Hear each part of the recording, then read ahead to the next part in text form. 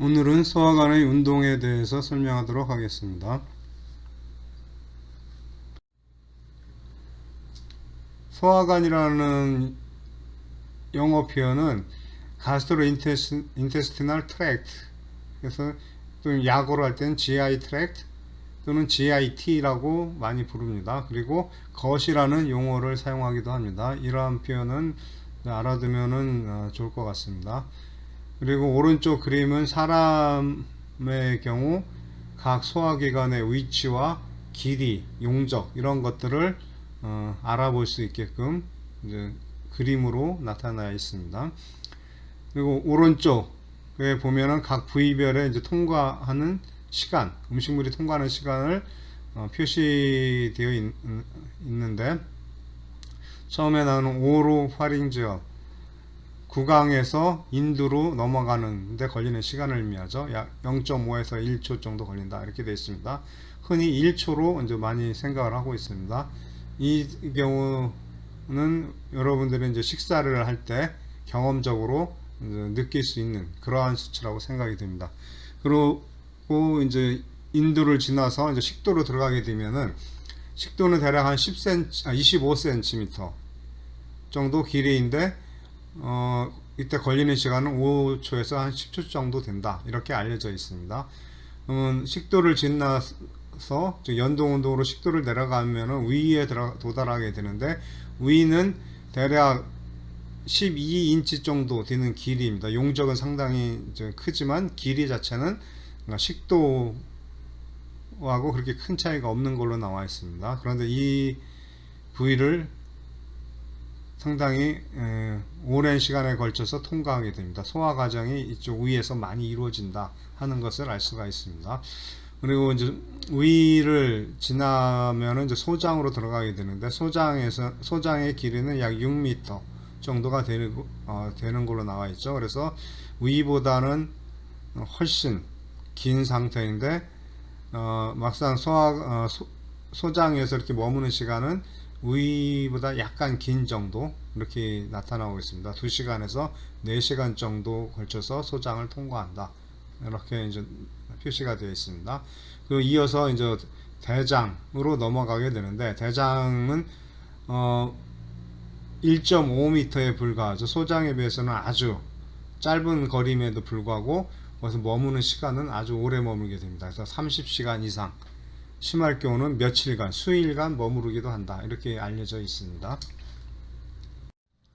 먼저 연화와 식동 운동에 대해서 알아보도록 하겠습니다. 연화는 이제 우리가 삼키는 작용을 말하는 것입니다. 영어 표현은 swallowing하고 deglutination 이렇게 표시가 되어 있죠.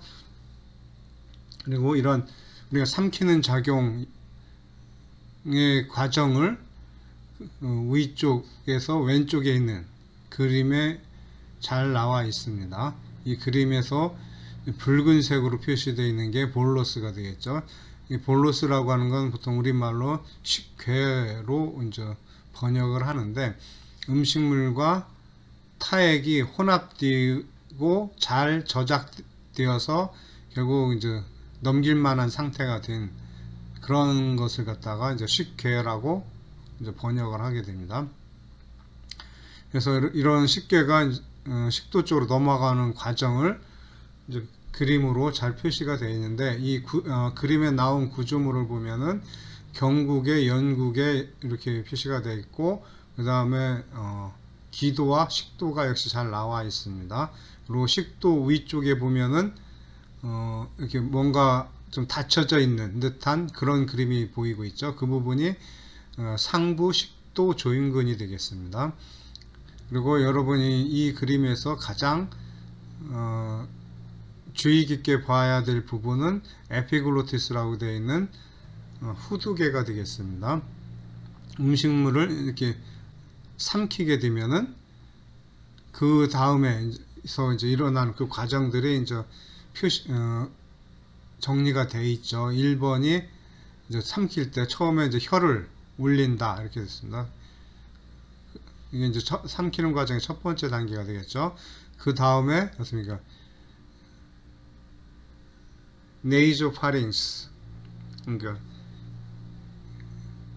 비관과 인두가 연결되어 있는 부분이죠. 평소에 코로 숨 쉴 때는 이쪽으로 공기가 움직이겠죠. 근데 이쪽이 폐쇄가 됩니다. 폐쇄가 안 된다 그러면은 이제 코로 음식물이 나올 수도 있겠죠. 그래서 이쪽이 폐쇄가 되고 그 다음에 상부 식도 조임근이 이완이 돼요. 즉 열리게 되는 거죠. 그러면서 동시에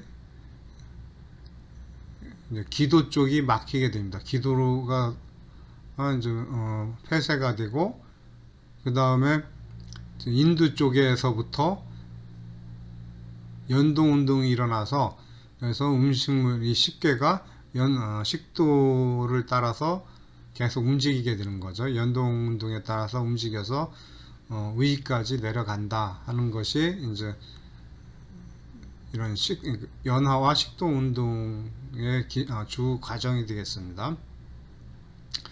이렇게 이제 그림으로 보면은 이 에피글로티스가 상당히 중요한 역할을 한다라는 게 이제 표시가 되어 있죠. 그래서 볼로스가 이제 넘어가면서 그러니까 식도 쪽으로 넘어가면서 네이조 파링스를 이제 닫게 되고 그러면서 어떻게 그러니까 그 UES 쪽 부분을 좀 열어주는 역할을 하죠. 아울러 후두개가 이렇게 내려가면서 후두개가 내려가면서 볼로스가 식도 쪽으로 들어가게끔 방향을 정해주면서 아울러 기도 쪽으로는 폐쇄를 해서 기도 쪽으로 넘어가지 못하게 하는 그런 역할을 하고 있다는 것을 그림으로 알 수가 있습니다. 우리가 언뜻 생각할 때 이렇게 이제 삼키는 작용은 아주 단순한 것으로 생각을 할 수가 있는데 실제 그 과정을 보면은 아주 많은 신경들이 서로 공동 보조를 맞춰서 협조적으로 상당히 작용을 한다 하는 것을 이제 설명하고 있습니다.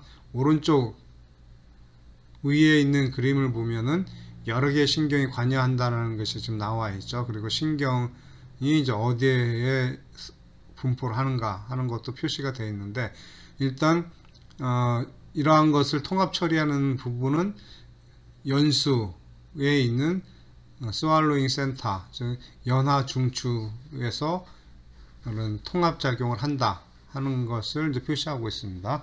이때는 이제 감각 신경으로부터 정보를 받아서 이제 운동 신경을 통해 어떤 적절한 운동 명령을 하게 되는데 여기서 가만히 보면은 감각 신경이라고 되어 있는 것이 5번, 9번, 10번이죠. 그런데 5번, 9번, 10번이 운동 뉴런에도 있습니다. 따라서 5번, 9번, 10번 이건 전부 다 뇌신경입니다. 10번 뇌신경은 혼합신경이 되겠죠. 그래서 5번은 왼쪽 아래에 나와 있습니다. 5번은 3차 신경이 되겠고 9번이 설인신경, 10번은 미주신경이 되겠습니다. 특히 미주신경은 이제 알아둘 필요가 있어요. 이렇게 보면은 각 신경들이 이제 구강과 인두 그리고 식도 그 다음에 기도 이런 쪽에 분포가 되어 있고 이러한 신경들이 모두 종합적으로 작용을 해서 삼키는 작용이 일어난다 하는 것을 보여주고 있습니다. 그리고 참고로 이 혼합신경 5, 9, 10번이죠. 이것을 그냥 외울 때는 5, 9여 하면은 돼요. 5번, 9번, 10번. 그래서 5, 9여 신경. 이렇게 외우면은 뭐 쉽게 외울 수 있을 것 같습니다.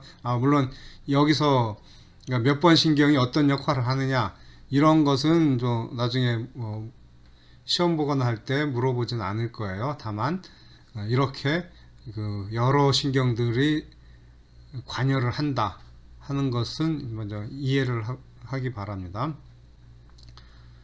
그리고 또 사람의 경우 동물에서도 이런 증상이 있는지는 잘 모르겠습니다. 근데 아마도 있을 것 같은데 아직까지 그렇게 이제 많은 그 예가 없다 보니까 잘 알려져 있지 않은 게 아닌가 싶어요.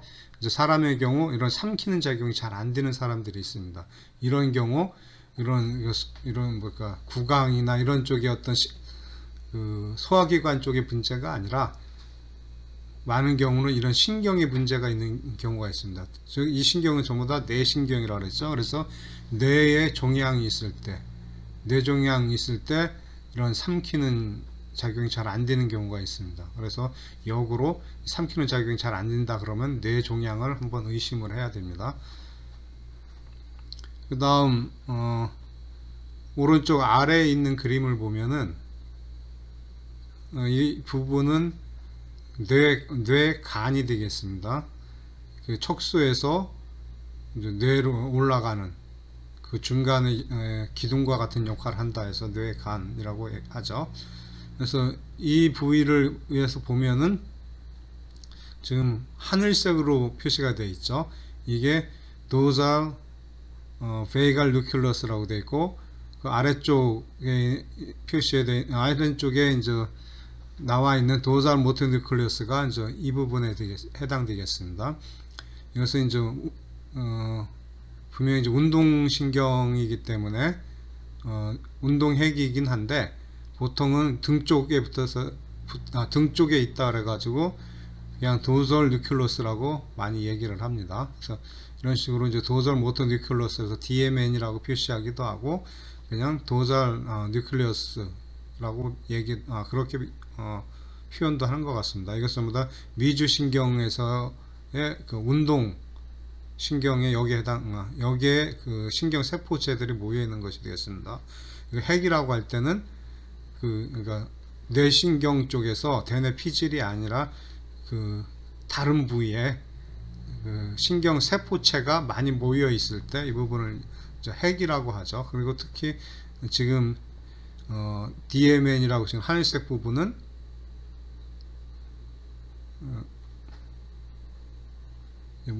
미주신경에서의 운동 핵이 되겠습니다. 운동신경에 세포체들이 모여 있는 곳이다 이렇게 생각하면 되겠습니다. 그리고 이제 해부학적 용어로 보면은 이 도살 뉴클리어스는 정 가운데에 가깝게 있죠. 미디안 쪽에 있다라고 얘기할 수 있습니다. 그리고 그보다 조금 더 바깥쪽에 이게 좀 보라색인가요? 보라색으로 표시되어 있는 이 부분은 뉴클리어스 앰비규어스라고 되어 있죠. 여기서 앰비규어스라고 하는 것은 좀 그러니까 애매모호하다 뭐 이런 의미가 있어요. 앰비규어스라는 말은. 그래서 뉴클리어스 앰비규어스라면 그러니까 의심스러운, 그래서 의핵 뭐 이렇게 의심스럽다 할 때 의자를 써서 의핵이라고 보통 번역을 하고 있습니다. 그래서 의핵은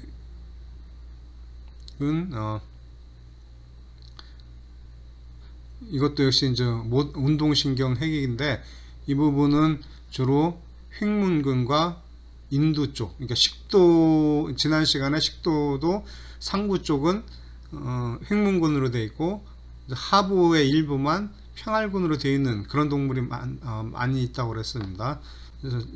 그래서 이런 경우 이건 이제 사람의 그림이니까 사람에서 이제 식도 중에 횡문근으로 되어 있는 이 부위하고 인두 부분에 이제 분포하는 운동신경에 이제 핵들이 모여 있는 곳이다 이렇게 이제 표시가 되어 있습니다. 그 반면에 바로 그 하늘색으로 표시되어 있던 이러한 도살 뉴클리어스는 이제 횡문근이 아니라 평알근, 그러니까 식도에서 횡문근보다 더 아래쪽에 있는 그런 평알근에 분포하는 그런 신경들의 이제 세포체들이 모여 있는 곳이 되겠습니다. 그래서 운동 명령은 도살 뉴클리어스는 이제 식도 평알근에 명령을 전달하고 식도 횡문근은 이제 의핵에서부터 명령이 전달된다 이렇게 생각하면 되겠습니다. 그리고 이제 이쪽 신경이 나오는 이런 것은 이제 주굴라 포라멘을 통해서 나오는 걸로 되어 있네요. 그래서 주굴라 포라멘이니까 주굴라 베인이 나오는 곳이 되겠죠. 그래서 여러분이 이제 본과에 들어와서 제일 먼저 열심히 공부하는 것 중에 하나가 그 머리뼈에 있는 구멍을 외우는 것인데, 아마 여러분 이미 공부를 했을 거라 생각이 들어요. 그때 이제 주글라 포라멘 위치를 아마 공부를 했을 겁니다. 그럼 이곳에서 그러니까 어떠한 그러니까 신경이 지나가는가 하는 것을 이제 이 그림으로 이제 보여주고 있죠. 그 다음에 이 부분을 그러니까 단면을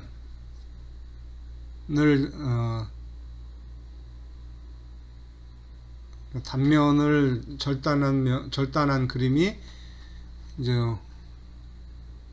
저 정가운데 쪽에 있는 그림이 되겠습니다. 그래서 우위가 이제 등 쪽이 되겠죠. 도잘 쪽에 있습니다. 그래서 보면은 하늘색이 이제 도잘 뉴클리어스라고 이름이 붙여졌는데, 바로 그 이유가 보면 어떻게 다른 핵보다 제일 등 쪽에 분포를 하고 있죠.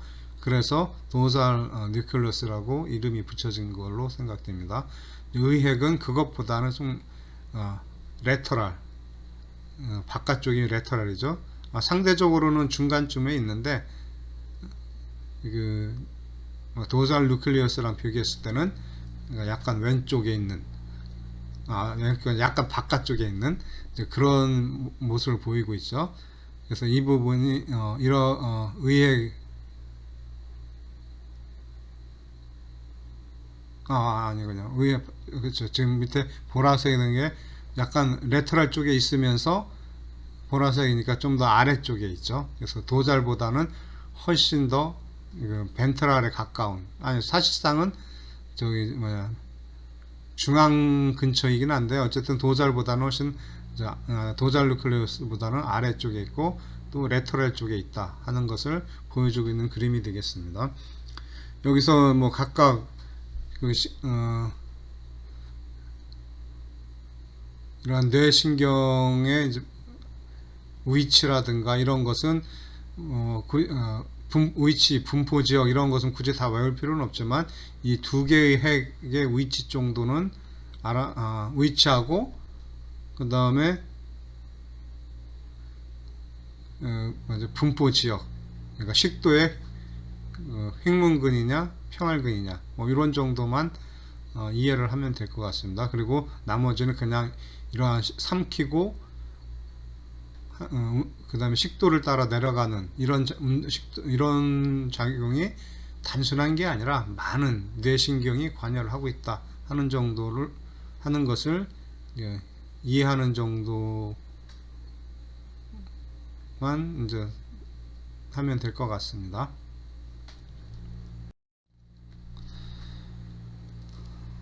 다음은 이제 식도의 연동 운동이 일어날 때 이제 두 가지 방식이 있다. 이제 그런 설명이 되겠습니다. 하나는 앞에서 설명했던 것처럼 우리가 삼키는 작용에 의해서, 즉 스와일링 센터에서부터 신호가 내려와서 연동 운동이 일어나는 것, 이것을 프라이머리 페리스탈시스라고 합니다. 1차 연동 운동이라고 그렇게 부르고,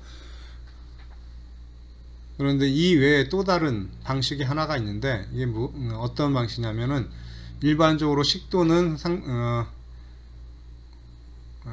좀 이렇게 거의 최대로 이제 이완된 상태로 존재를 하게 됩니다. 그래서 음식물이 이제 들어가면은 떨어지면 웬만하면 그대로 이제 내려가게 되는데, 그런데 식도가 지나치게 크면은 이 중간에 그 식도에서 그러니까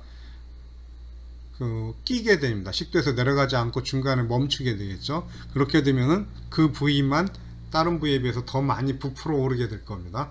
그렇게 되면은 이 신호에 의해서 다시 어떤 연동 운동이 발생이 되게 됩니다. 그러니까 이러한 것을 갖다가 2차 연동 운동이라고 합니다. 바로 2차 연동 운동이 일어나야지만 식도에 어떤 음식물이 남아있질 않고 전부 다 위로 내려가게 이제 할 수 있겠죠. 그래서 이런 두 가지 연동 운동에는 두 가지 개시 방법이 있다, 이렇게 됐습니다. 그런 설명이 있고, 그 다음에 스왈링 센터가 대략 어느 정도 위치에 있는가 하는 것을 이제 보여주고 있는데, 그래서 연수 위치고, 그 연수에 있고, 대략 보면은 그 사람의 경우 이제 코 밑하고 밑에서 이제 바로 그 뒤쪽으로 이동하면은 이제 그쪽 부분에 뇌하고 그러니까 뇌가 안에서 이제 직선으로 연결했을 때 뭐 구강의 위쪽이 되겠어요. 구강의 그러니까 입천장 쪽이네. 이 정도 되는 그런 라인 상에 위치하는 것을 보여주고 있습니다.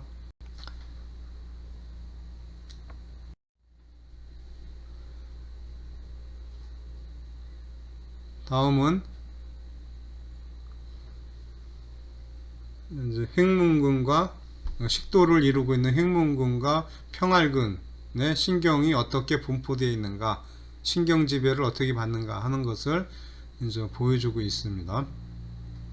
그래서 그림이 나름대로 디테일하게 그려져 있죠. 여기서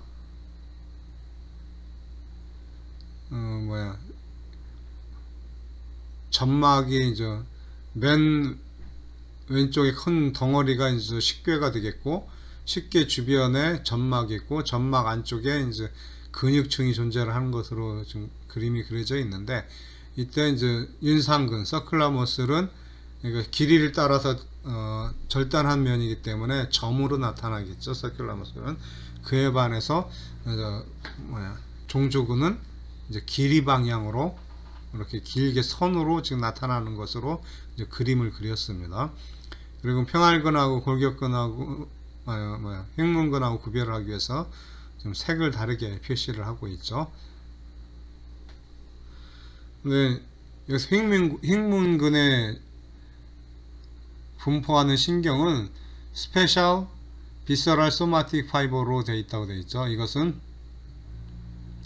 윤상근과 종주근에 모두 이런 소마틱 파이버, 체성 신경이 이제 분포를 한다 이런 얘기입니다. 근데 이게 내장 쪽에 있는 체성 신경이기 때문에 이제 비서랄이라는 건 내장이라는 의미가 되겠습니다.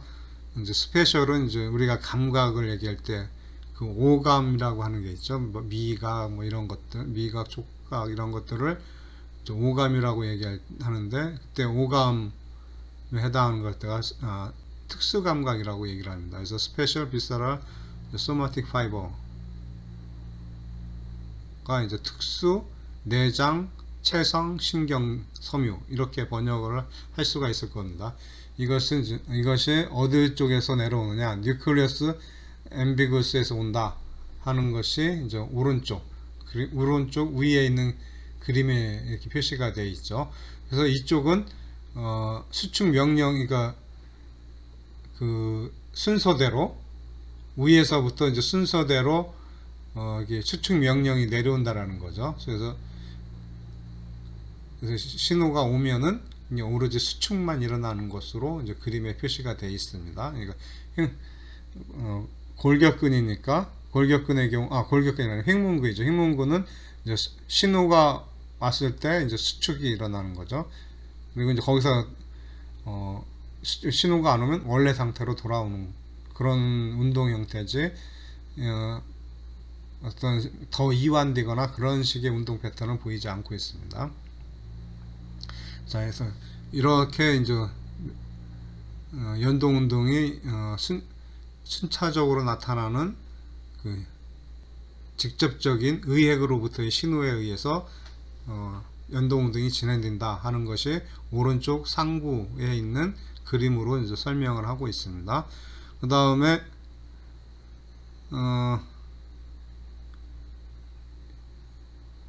평활근에 분포하는 이 신경을 보면은 이것은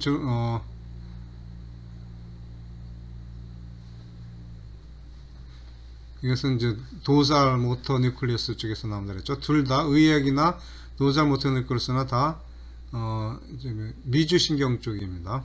미주신경에 이제 포함되는 건데, 어쨌든 이 평활근 쪽에는 등 쪽 핵에서 명령이 내려온다 이렇게 되어 있습니다. 도살 모터 뉴클리어스에서 명령이 내려오는데 여기는 이제 두 가지가 있죠. R과 C로 이제 구별이 되어 있습니다. 그래서 R에서는 어떤 명령이죠? 수축 명령이 내려오고 있죠. R에서는 절전 섬유가 식도의 어느 곳에 분포를 하죠? 핵문근에서는 식도에서 그러니까 근육에 직접 분포를 하게 됩니다. 그리고 그 근층간 신경총 마이엔테릭 플렉서스에도 마이엔테릭 플렉서스는 지금 근육에서 이렇게 연결되어 있는 것으로 지금 근육과 연결되어 있는 것으로 좀 표시가 되어 있죠. 그런데 핵문근을 보면은 근육에 직접 분포를 하는 것이 아니라 마이엔테릭 플렉서스 근층간 신경총에서 시냅스를 이루는 것으로 되어 있습니다. 그래서 명령 신호가 이제 이 근층간 신경절에서 신경절에 전달이 되면은 이 신경절이 다른 근층간 신경에 신호를 전달하게 되고 그 신호를 마이엔테릭 플렉서스에 속해 있는 다른 신경들이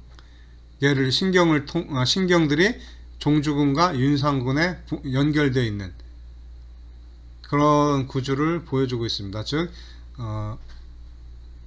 핵문근과는 다르게 평활근에서는 근육의 미주신경이 직접적으로 분포하는 것이 아니라 근층간 신경총에 분포를 하고 이런 근층간 신경총이 다시 위 또는 아래쪽에 있는 다른 근층간 신경과 연결이 돼서 간접적으로 종주근과 윤성근에 연결이 되어 있다.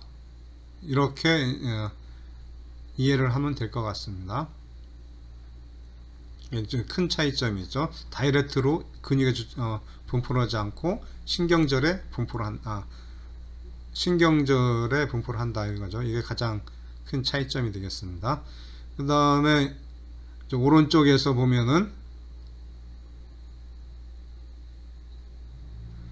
이제 오른쪽 아래 그림이죠. 여기서 보면은 핵문근과는 다르게 이제 두 종류 신경이 이제 분포를 하게 되죠. 하나는 액티베이션 하는 액티베이션식에서 익사이터리 모터 뉴런이고 흥분성 운동신경 이렇게 번역을 하고 있죠. 이 경우 신경 말단에서 아세틸콜린이 이제 분포가 되죠. 그러니까 신경절에서 한번 시냅스를 이루게 되는데 이 근층간 신경절 이쪽에 연결된 신경을 갖다가 차후에 또 공부를 하겠지만 인터뉴론이라고 얘기를 합니다. 그래서 중간신경이라고도 이제 얘기를 하는데 여기서 RDMN 그러니까 이쪽에 연결되어 있는 중간 신경은 신경 말단에서는 아세틸콜린이 분비가 되고 반대로 이니비터리 억제성 신경과 연결되어 있을 경우 이 억제성 신경 말단에서는 나이트릭 옥사이드가 유리가 된다 이렇게 되어 있습니다. 그래서 먼저 그러니까 위에서 신호가 왔을 때 그러니까 식도의 상부에서 신호가 오면은 먼저 이니비터리가 먼저 움직이겠죠. 그래서 이니비터리 쪽이 움직여서 이완이 먼저 일어나게 됩니다. 그래서 어떤 그 식괴가 아래쪽으로 내려가게 되면은 그러면 비로소 이제 아세틸콜린 쪽이 그러니까 이쪽 신경이 활성화되면서 이제 수축파가 나타나게 되는 거죠. 그래서 이런 식으로 평활근에서는 이완과 수축이 순차적으로 나타난다. 그렇게 이해를 하시면 되겠습니다. 이게 핵문근에서의 수축되는 양상하고 이제 다르죠. 그리고 이제 아래쪽에도 마찬가지입니다. 아래쪽에도 그러니까 하부식도 쪽에서도 역시 같은 식으로 신경이 분포가 돼서 흥분성, 억제성이 신경이 이제 같이 분포를 해서 먼저 이완이 일어나고 그 다음에 식괴가 이제 지나갈 무렵이 되면은 이제 흥분성 신경이 활성화되어서 수축이 일어난다. 이러한 그런 신경 분포에 대해서 이제 설명을 설명을 하였습니다.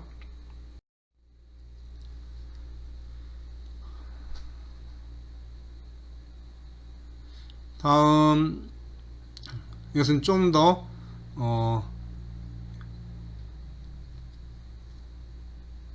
시차적인 동시적인 상황에서 이제 보는 그런 그림이 되겠습니다. 여기서 보면은 맨 처음에 이제 파링스 부분에서 이제 우리가 삼키는 작용을 하면은 그 부분은 제일 상부니까 수축파가 나타나겠죠. 그래서 수축파가 나타나면서 식괴를 이제 아래로 내려보내고 이렇게 되는데, 그러면 UES 부분은 어떻게 얘는 수축파가 나타날 때 UES가 그러니까 상부식도 조인근이 닫혀 있으면 안 되겠죠. 그래서 이쪽에 인두 부분에서 수축파가 나타나면은 상부식도 조인근에서는 이완이 나타납니다. 그림에서 아래로 표시가 되면 이완됐다는 의미가 되고 위로 올라가면은 수축이 됐다는 것을 나타내게 됩니다. 그래서 먼저 이완이 나타나고 그 다음에 어떻게 음식물이 들어오면은 또 아래쪽 식도로 내려보내야 되겠죠. 그래서 이완 직후에 다시 수축파가 나타나는 이런 양상을 보여주고 있습니다. 그 다음 식도로 넘어갔을 때 보면은 순차적으로 이제 수축파가 이렇게 전달이 된다. 이제 그런 과정을 이제 보여주고 있는데, 그에 반해서 이제 하부식도 조인근은 어떻게 돼요? 거의 그 처음에 파링스 쪽에서 수축파가 나타날 바로 그 무렵, 그 직후에 이미 하부식도 조인근은 이완이 돼서 열려지는 그런 상태가 되는 거죠. 그래서 그러니까 삼키기만 하면은 아래쪽은 바로 열리기 때문에 이거 액상 물질들, 그러니까 우유나 물을 마시게 되면은 이런 경우는 굳이 연동 운동까지 필요 없죠.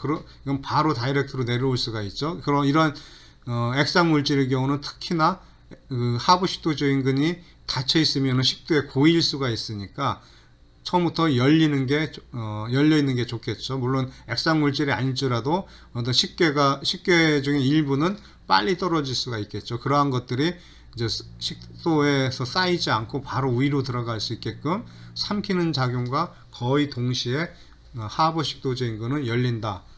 그 LES 맨 아래쪽 부분이죠. 이러한 특징이 있다는 것을 반드시 기억을 하시기 바랍니다. 그러니까 LES 특징 반드시 기억을 하시기 바라고, 그 다음에 이 부분에 대해서 좀 더 깊은 연구가 진행이 됐었는데, 이것은 뭐냐면은 이 LES가 이완됐을 때 과연 어떠한 신경이 작용을 하는가 하는 것을 이제 밝히는 그런 실험 내용이 되겠습니다.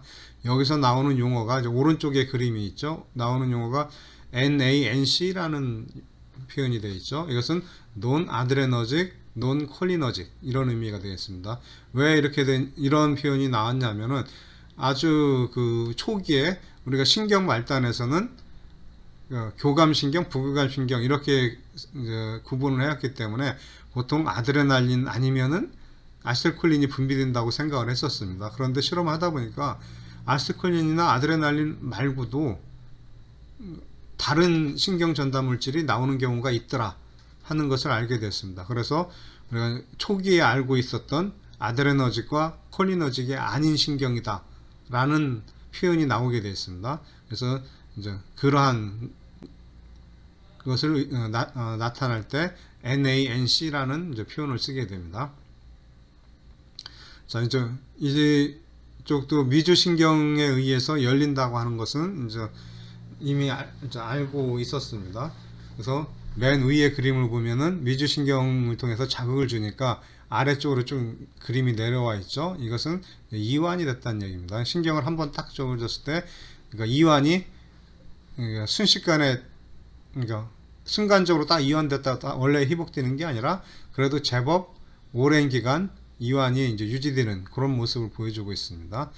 그런데 이제 콜리너지 블로케이드, 그러니까 아세틸콜린이 분비가 돼도 그 수용체를 차단을 하는 그런 약물, 그러니까 안타고니스트를 투여했을 때 반응이 어떠한가를 이제 똑같은 방식으로 이제 알아봤는데, 이때도 여전히 같은 크기의 반응이 나타나더라 하는 것을 알게 됐습니다.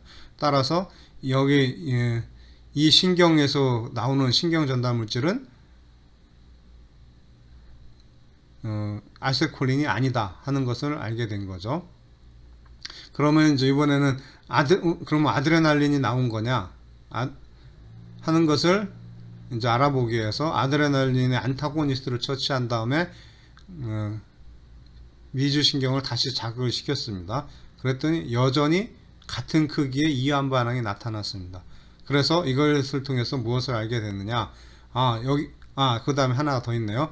그 다음에 테트라도톡신을 처치한 다음에 자극을 뒀더니 이번에는 아예 반응이 안 나타났습니다. 이 테트라도톡신을 처치한다는 것은 어떤 의미가 있냐 하면은, 여러분들이 아주 잘 알고 있는 보고가 있죠. 보고는 아주 강력한 독을 갖고 있는데, 그 독의 대표적인 것이 이제 테트라도톡신이라는 이러한 물질이 되겠습니다. 얘는 볼테이지 디펜던트 소디움 채널, 막전압 의존성 소디움 통로를 갖다가 차단하는 약물이 되겠습니다. 그럼 이 막전압 의존성 소디움 통로가 어디에 많이 있느냐? 이건 신경에 주로 신경에 제일 많이 있는 그러한 이온 통로가 되겠습니다. 따라서 테트라도톡신을 처치했다는 얘기는 신경을 차단했다는 얘기입니다. 신경을 통해서 어떤 그 신호가 전달되는 것을 차단시켰다는 얘기예요. 그 상태에서 미주신경을 자극을 했더니 반응이 안 나오더라 하는 것을 확인할 수가 있었습니다. 그럼 이게 무슨 의미가 있느냐? 그러니까 분명히 이 반응은 그러니까 신경에 의한 이완 반응이다 하는 것을 알 수가 있는 겁니다. 근데 신경에 의해서 나타나긴 했는데 아드레날린이나 아세틸콜린이 신경전달 물질로 작용하는 건 아니더라 하는 것을 알게 된 거죠. 그래서 이 실험을 할 때까지만 해도 무엇이 관여하는가는 사실 그러니까 잘 알지 못했습니다. 다만 기존에 알고 있던 이 두 가지 신경전달 물질이 아니다라는 그런 의미로 해서 NANC라는 이제 그런 용어가 이제 사용이 됐었습니다. 근데 그러면 과연 어떤 신경전달 물질이 관여를 하느냐? 이건 앞에 슬라이드에서 이미 나왔었죠. 나이트릭 옥사이드가 여기 바로 이거 LES의 이완을 유도하는 그런 역할을 하게 됩니다. 물론 이제 그런 이 LES뿐만 아니라 그 평활근 쪽에서의 이완은 전부 다 나이트릭 옥사이드가 관여한다 하는 것을 앞에 슬라이드에서 이제 살펴봤습니다.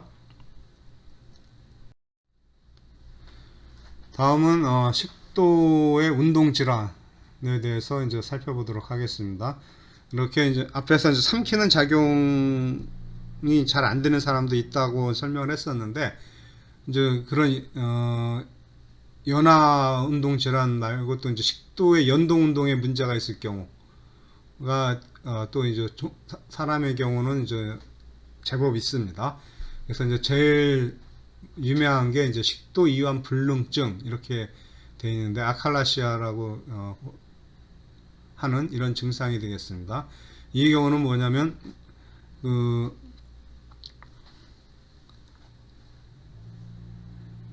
이쪽에 이제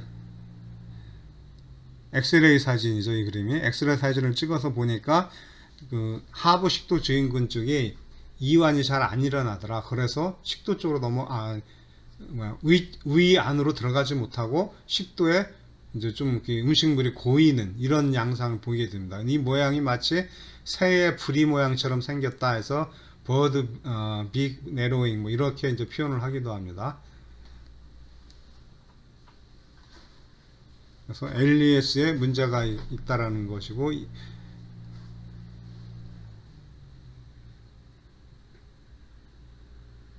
특히 이제 이완이 잘 안 된다는 거니까 결국 억제성 신경에 문제가 있다라는 얘기가 되겠습니다. 근데 이거 외에 또 이제 diffuse esophageal spasm에서 미만성이라는 용어는 이게 이제 영어로 diffuse를 우리말로 번역할 때 이제 이런 식으로 하는데 여기저기 이제 막그 분포 여기저기에 이제 조그맣게 분포되어 있을 때 이런 것을 미만성이라고 그러니까 여기저기에 흩어져 있다는 얘기죠. 그런 표현 이럴 때 미만성이라는 표현을 쓰고 있는데 그러니까 여기서 스파즘이라는 건 경련입니다. 경련이라는 건 근육이 막 떨리는 거죠. 그런데 근육이 막 떨리는데 어느 식도의 한 부분이 근육이 이렇게 수축했다 일어났다 막 떨리는 게 아니라 식도의 여러 부위에서 동시에 이렇게 경련이 일어나더라 하는 것이 되겠습니다. 그래서 왼쪽 아래에 있는 그림을 보면은 뭐니까 중간중간에 이렇게 아주 좁아져 있는 이런 부위가 있겠죠. 그래서 이런 부분은 식도 조영수에서 식도 쪽을 이제 촬영을 했을 경우 마치 그 코크스크루 코크막의 따개죠. 이거 그 모양과 이제 비슷하게 나타난다 하는 것이 되겠습니다. 이 경우 근육이 이렇게 막 수축을 할 때 보통 사람들이 통증을 많이 느끼겠죠. 그래서 흉통을 느끼기도 하고 이제 가슴의 통증이라는 뜻이죠. 그 다음에 이제 연하곤란 당연히 이렇게 되니까 어떻게 식도를 따라서 내려올 수가 없겠죠. 그래서 음식물이 이제 잘 내려가지 않는 이러한 질환 증상이 나타나게 됩니다. 이런 것이 이제 대표적인 식도 운동 질환이 되겠습니다. 오늘은 의 운동에 대해서 설명하도록 하겠습니다. 운동의 관점에서 봤을 때 의의 기능은 음식물을 계속 의 안으로 들어오게 할 수 있는 의 저장소 기능을 하고 있는 프락시말 파트와 음식물을 위액과 혼합시키면서 주기적인 수축 운동을 통해서 잘게 부스게 만들고 또 충분히 작아지면 십이지장으로 내보낼 수 있는 추진력을 만든다고 할 수 있는 유문동의 디스탈 파트 이렇게 두 개의 영역으로 구분을 할 수가 있습니다. 이 슬라이드에서는 먼저 저장소 기능에 대해서 설명을 하고 있습니다. 우리가 음식을 먹게 됐을 때, 음식을 섭취할 때, 웬만해서는 그 음식물이 들어오는 것을, 위 안에 이제 쌓이는 것을 잘 못 느끼게 되는 거죠. 그것은 위 안에 압력이 잘 변하지 않기 때문인데, 위 안에 음식물이 쌓이게 되면 당연히 그 안에 압력이 높아질 수밖에 없는데, 그런데 우리가 여기서 느끼지 못할 정도로 압력이 잘 변하지 않는 것은 왜 그러냐 하면은, 이런 프락시말 특히 위저부가 이제 주된 부분이 되겠죠. 이 부분이 이완이 일어나는 겁니다. 그래서 그만큼 여분의 공간이 더 많이 생기니까 압력의 변화가 적어지게 되는 거죠. 또 이제 음식을 해서 섭취함에 따라서 보면은 이제 배도 이렇게 불룩하게 나오게 되는 거죠. 그게 특별히 불편함이 없는 상황에서도 음식물을 이제 어느 정도 먹었다 할 경우는 배도 이렇게 좀 앞으로 나오는 것을 확인할 수가 있습니다. 즉, 위 안으로 음식물이 계속 들어올 수 있게 해주는 그런 역할은 위저부 쪽의 이완과 아울러서 복벽의 이완도 관여를 한다 하는 것을 이제 설명하고 있습니다. 그런데 위 저장소의 부분, 특히 펀더스 쪽이 이렇게 이완이 되는 이런 과정에는 이제 세 가지 기전이 있다고 지금 생각을 하고 있습니다. 이 세 가지 기전 전부 다 신경에 의해 매개된다고 좀 생각이 되고 있는데, 첫 번째가 수용성 이완이 되겠습니다. 리세티브 릴렉세이션이라고 되어 있는데, 이것은 음식물을 이제 삼키게 되면은 파링스 쪽에 이게 접촉하면서 파링스가 이제 그것을 감지하고 수축파를 만들어내죠. 그래서 이때 음식물이 넘어오는 것을 감지한 신호를, 그러니까 신호에 의해서 위저부가 늘어나는 이런 것을 갖다가 수용성입니다. 미리 그러니까 수용하기 위해서 위가 늘어난다는 하는 겁니다. 아직 들어오기 전에 늘어나는 것. 이것이 수용성 이완이 되겠고, adaptive relaxation, 이제 적응성 이완이라는 것은 음식물이 위 안으로 들어왔을 때, 위 안으로 들어오게 되면 위벽이 당연히 늘어나게 되겠죠. 위벽이 늘어나게 되면은 그 스트레치 됐다라는 것을 위벽 안에 있는 수용체들이 감지하게 됩니다. 그럼 이 신호가 지금 맨 아래쪽에서 가운데 있는, 그러니까 왼쪽에 있는 그림을 보면은, 그러면 여기 위벽에 있는 수용체 신호가 미주신경을 타고 연수로 뇌로 올라가는 신호가 전달된다고 알려져 있습니다. 그러면은 이쪽에서 연수에서 다시 이렇게 이 신호를 받아서 미주 운동성 신경을 통해서 위에 있는 그 엔터링 너브 시스템에서 내장 신경계라고 이제 보통 번역을 하는데, 이미 지난 시간에도 설명을 했었죠. 근층 사이에 신경총이 있고 점막 하에도 신경총이 있습니다. 이런 쪽에 이제 그 독자적인, 소화관은 자기들만의 독자적인 신경 시스템을 갖고 있는데, 이 부분을 장관신경계라고 별도로 부르고 있습니다.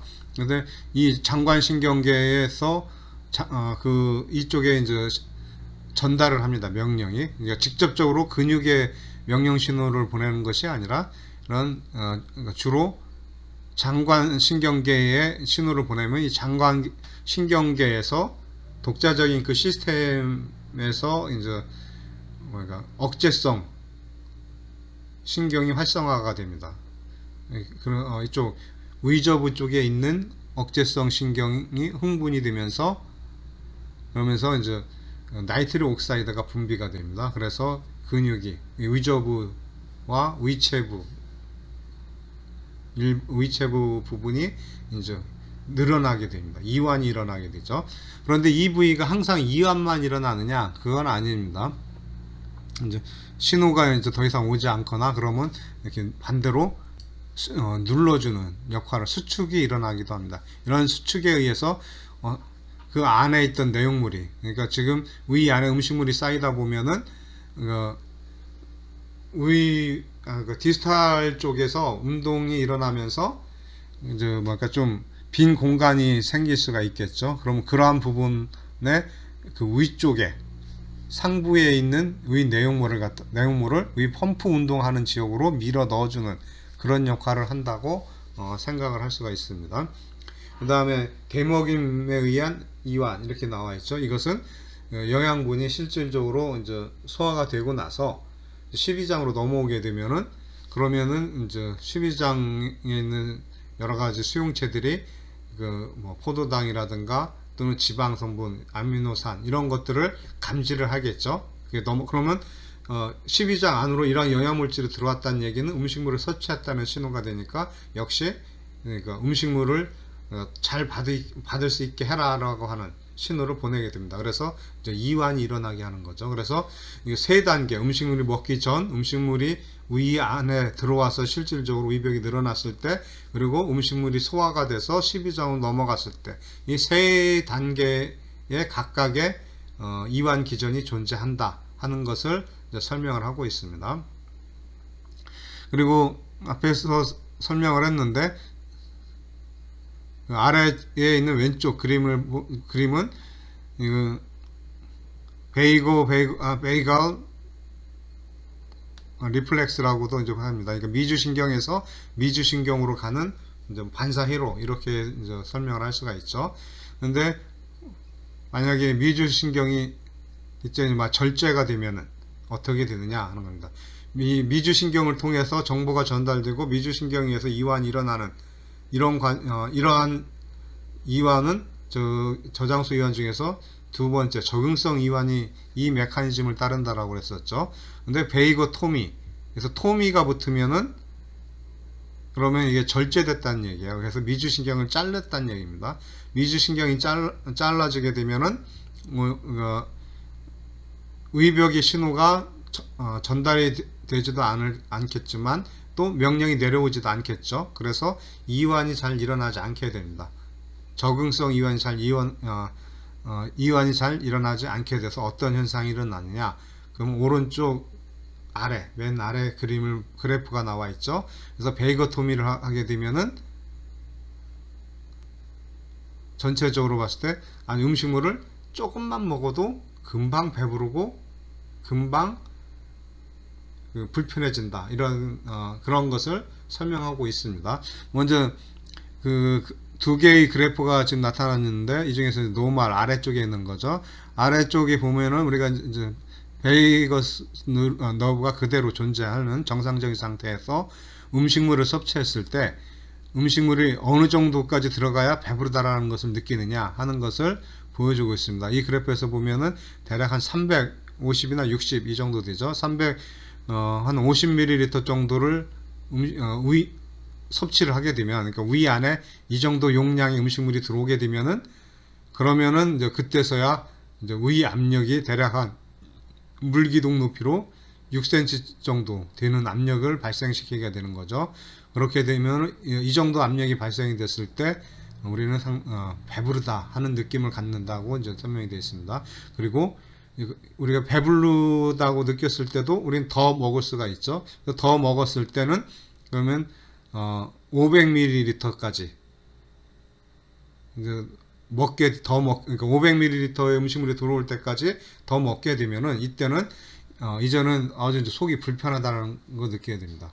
이제 거동이 힘들어지고 막 답답해지고 하는 이런 느낌이 들게 됩니다. 이런 때는 대략 한 9, 물기둥 높이의 한 9 정도 되는 걸로 보이나요? 9, 9.5, 10이 약간 안 되는 이 정도의 압력이 발생하게 되고 이 압력이 발생이 되면은 상당히 속이 불편함을 느끼게 된다 하는 것을 보여주고 있습니다. 근데 베이거스 너브를 절제하게 되면, 즉 어댑티브 릴렉세이션이 소실이 되면은 그러면 어떻게 되니까 불과 한 120 이 정도만 먹어도 배부르다 하는 것을 느끼게 되고, 또 한편으로는 어떻게 한 200 조금 넘게 먹으면은 벌써 그러니까 10 가까이 압력이 올라가면서 10cm 가까이 압력이 올라가면서 굉장히 그러니까 속이 불편하다 하는 것을 이제 느끼게 됩니다. 그러면 베이거토미를 하기 전에는 어떻게 됩니까? 400 가까이 그러니까 350 이상 먹었어야 이제 그러니까 배부르다는 느낌이 들고 그러는데, 여기는 그 근처도 안 가는 200 정도 먹었을 때 이미 더 이상 못 먹겠다라고 하는, 도저히 못 먹겠다고 하는 뭐 이런 신호가 생기는 것이죠. 그래서 고도 비만 환자의 경우는 이렇게 음식물의 섭취를, 먹는 양을 줄이기 위해서 의저브를 갖다가 절제를 하게 되는, 절제를 하는 그런 수술을 하는 경우가 있는데, 이 경우도 마찬가지가 되는 거죠. 베이거토미 할 경우는 그러니까 신호가 안 내려와서 이완을 그러니까 어댑티브 릴렉세이션이 안 일어나는 거고, 의저브 절제를 하면은 아예 이완이 일어날 수 있는 영역이 줄어드는 거죠. 그렇기 때문에 이렇게 쉽게 늘어나지, 그러니까 이 부위가 이완이 안 일어나면은 압력이 정상보다 훨씬 더 빠르게 증가할 수밖에 없고, 따라서 먹는 양은 줄어들 수밖에 없다 하는 것을 보여주는 그래프가 되겠습니다.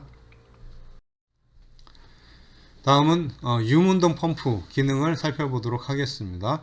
왼쪽 그림을 먼저 보면은, 왼쪽 그림에 많이 여러분들이 순환 시간에 공부했던 그런 익숙한 그림이 하나 나오고 있죠. 빨간색으로 나타나 있는 액션 포텐셜 그림이 이제 나와 있습니다. 심장에서 나타나는 심근에서 기록되는 액션 포텐셜과 상당히 이제 유사하죠.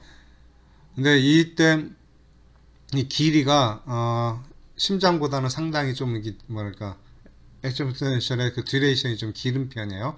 그러다 보니까 어느 한 시점에서 딱 멈추고서 액션 포텐셜이 어떤 부위에 존재를 하는가 하는 것을 보면은 두 개의 부위에 이렇게 먼저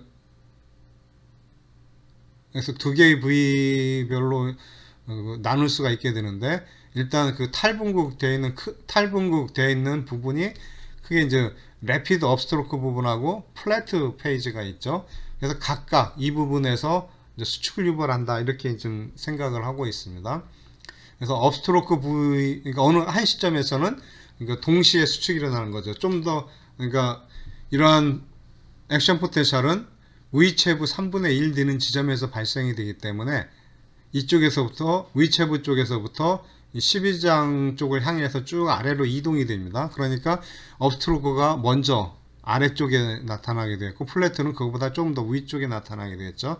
근데 이때 업스트로크 부분과 플래트 부분이 각각 자기 어느 한 시점에서는 이게 다른 부위에 존재를 하겠죠. 이게 내려오는 도중이니까. 그때 그 각각의 부분은 수축을 유발한다.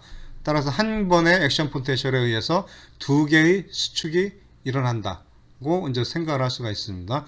그래서 앞에 업스트로크에 의해서 일어나는 수축은 리딩 컨트랙션, 그러니까 뒤에 있는 수축을 이제 끌고 가는 그러한 수축이다 이거죠.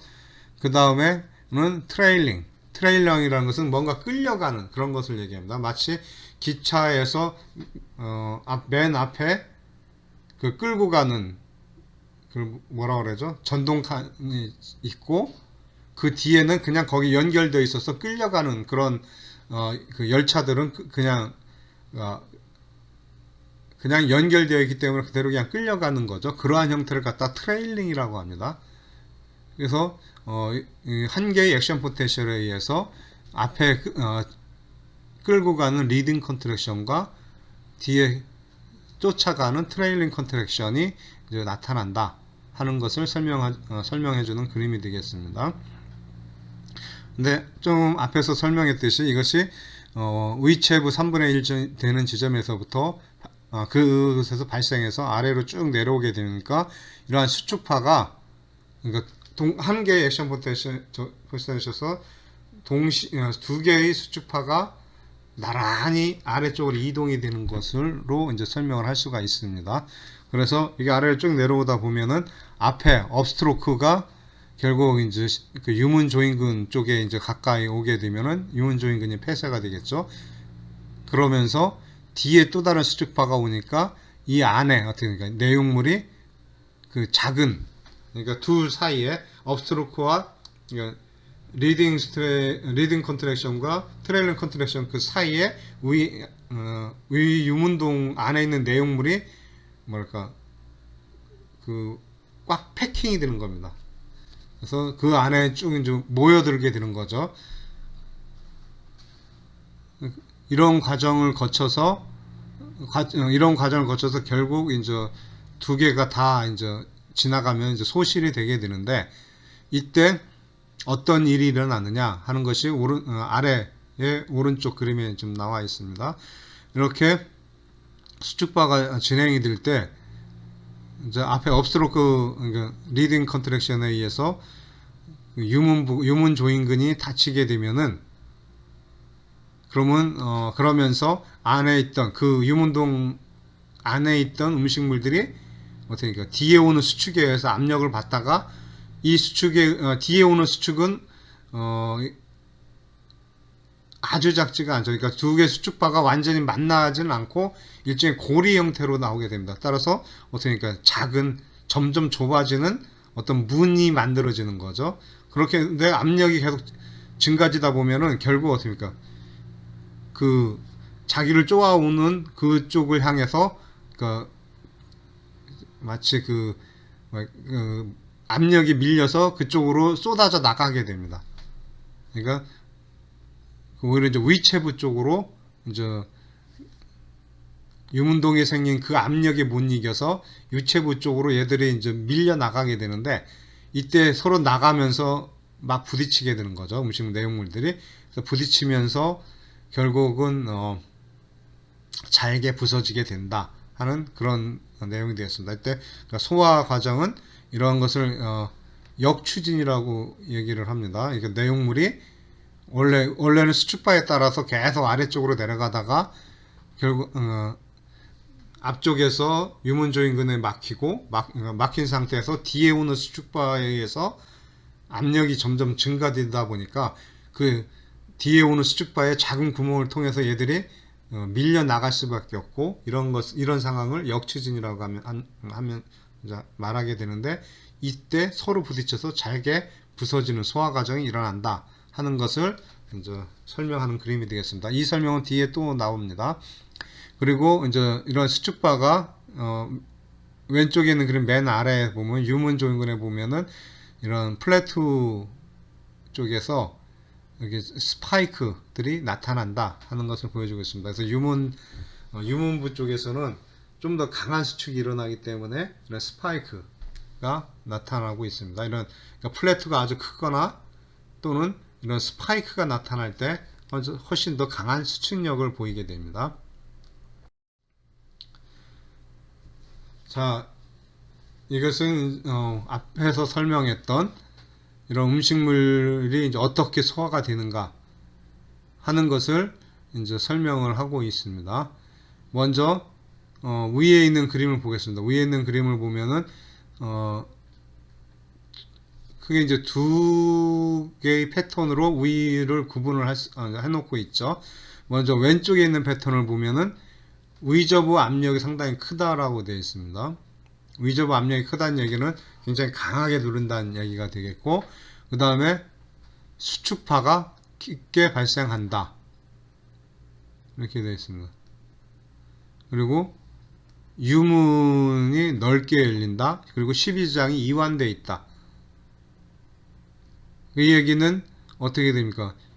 잘 넘어간다는 얘기죠. 12지장 쪽으로 아주 깊게 수축파가 형성이 되면서 유문 조인근도 열리고 12지장도 이완이 된 상태니까 유문동에 있던 내용물들이 어떻습니까? 아주 쉽게 12지장으로 넘어가겠죠.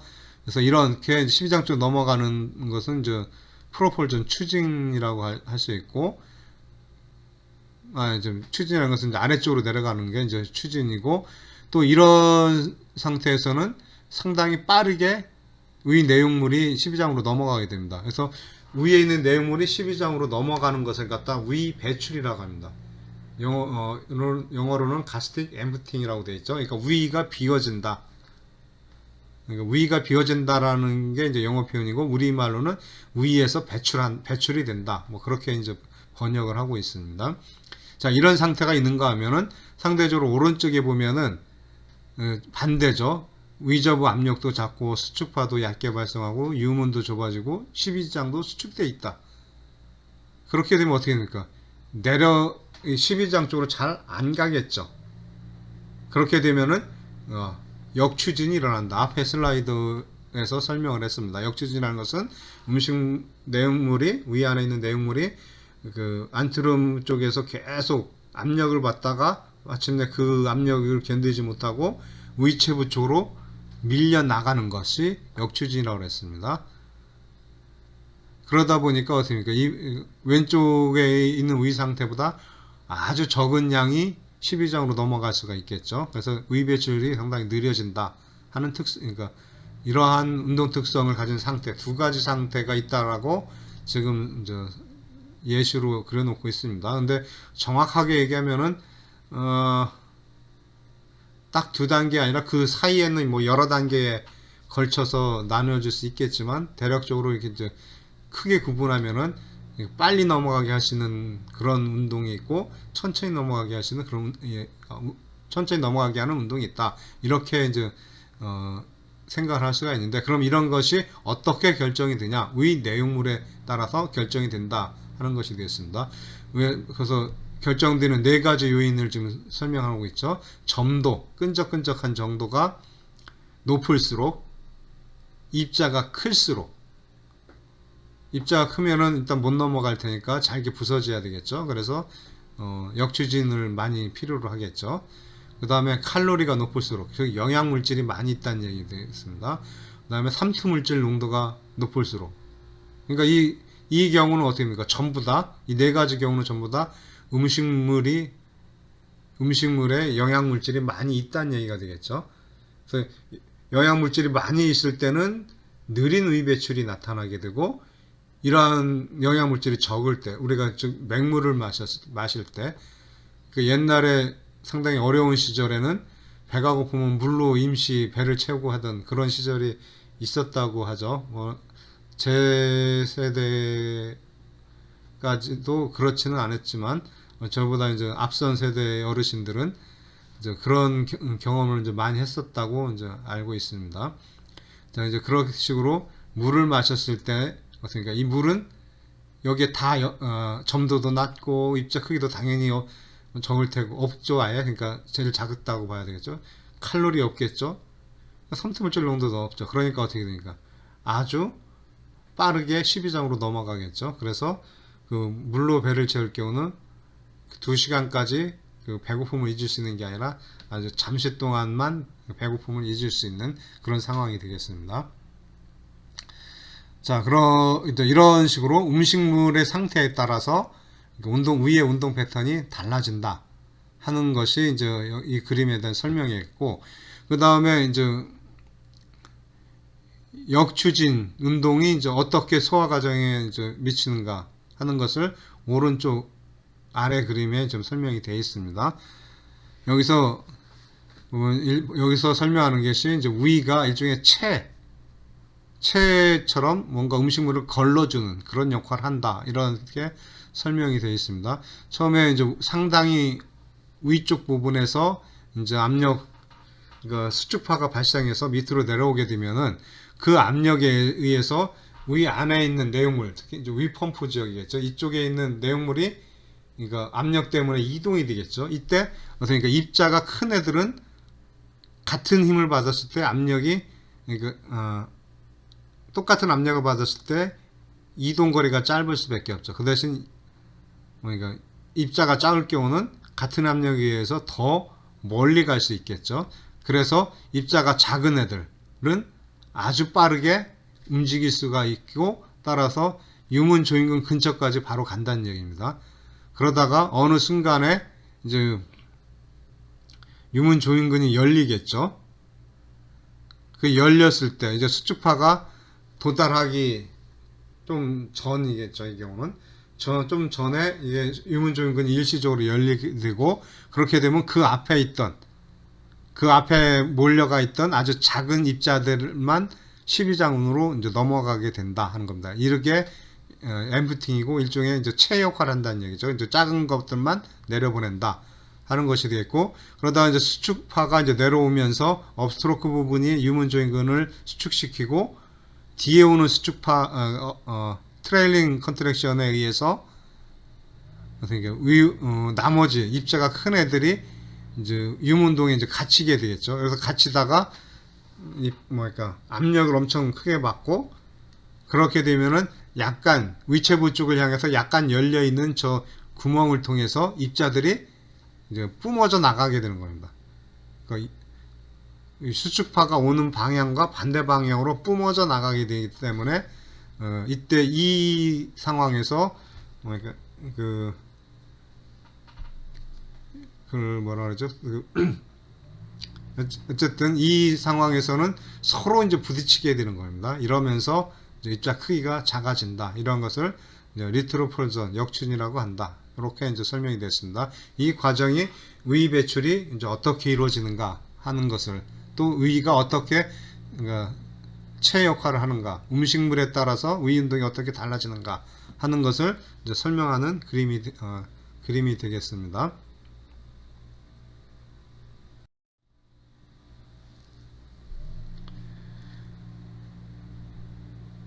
이 그림은 이제 이런 가스트릭 엠프팅, 위 배출이 피드백에 의해서도 조절이 된다, 이렇게 이제 설명을 하고 있는데, 그 중에서 두 가지 기전이 지금 설명이 되어 있습니다. 왼쪽에 나와 있는 것이 엔테로 가스트릭 리플렉스, 장관 위 반사, 이렇게 설명을 할 수가 있겠죠. 이제 소장 위 반사, 엔테로 가스트릭 리플렉스, 소장 위 반사라고 이제 번역을 하고 있습니다. 이러한 것에 의해서 조절이 되는 기전이 있고, 또 한 가지는 내용물이, 그러니까 영양물질이 이제 분해가 되어서 12장으로 넘어가게 되면 여기서 그것을 감지를 해서 여러 가지 장관 호르몬이 분비가 됩니다. 장관 호르몬에 대해서는 또 이제 차후에 또 설명할 시간이 있겠지만, 여기서는 이제 이러한 것이 있다 하는 것만 생각하면 되겠습니다. 장관 호르몬이라는 것은 결국 뭐예요? 그 어떤 세포의 그 12장에 있는 세포에서 분비를 하는데, 이 분비 물질은 이제 혈류를 장관 호르몬이니까 혈류를 통해서 분비가 되고, 그것은 이제 그 주변에 이제 영향을 미친다라고 이제 생각을 하면 되겠습니다. 그 먼저 소장위 반사를 보면은, 소장위 반사에서는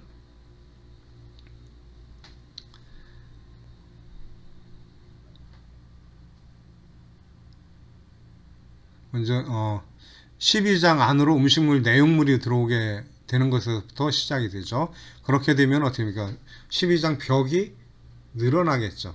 그러면 벽이 늘어나면 근육이 이완되는 것이고, 이게 스트레치가 되면은 그것을 감지하는 수용체가 있습니다. 이것이 어떻게 그 신호를 발생시키게 되는 거죠. 12장 벽이 늘어났어 하는 그러한 신호를 갖다가, 역시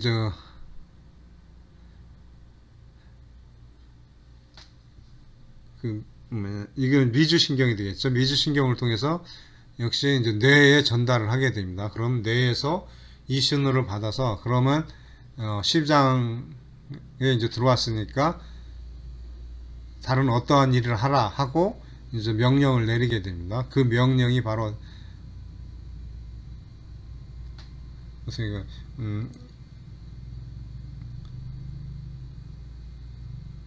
연동 운동을 갖다가 좀 더 억제시켜주는 그런 역할을 한다라고 되어 있습니다. 그래서 결과적으로 어떻게 됩니까? 12장 안에 음식물이 넘어오게 되면은, 그러면은 12장에 이 이후에 이제 소장에서도 뭔가 소화 흡수하는데 필요한 시간이 있겠죠. 시간이 필요하겠죠.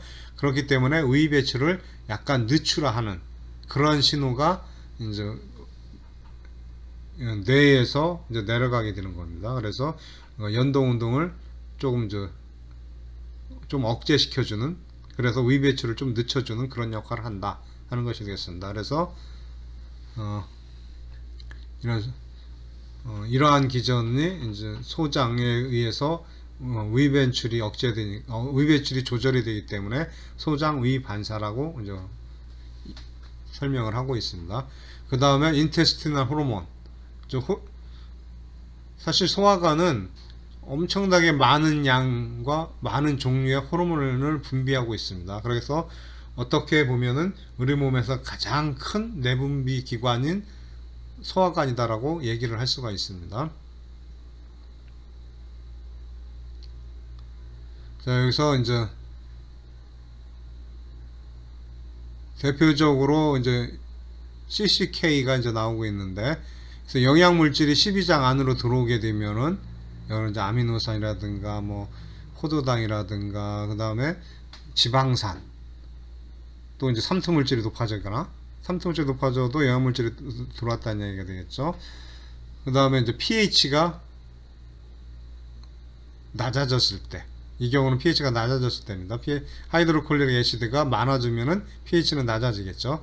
그래서 이런 상태는 감지를 하게 되면은 이거의 감지된 내용이 신경을 타고 뇌에 전달이 되기도 하지만, 또 한편으로는 이쪽에서 이제